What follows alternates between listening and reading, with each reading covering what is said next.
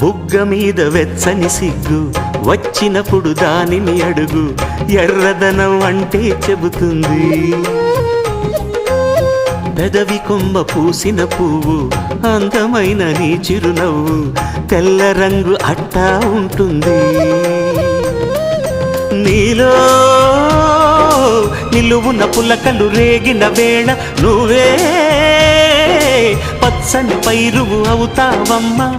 దిగులు రంగే నలుపు అనుకో, ప్రేమ పొంగే పసుపు అనుకో.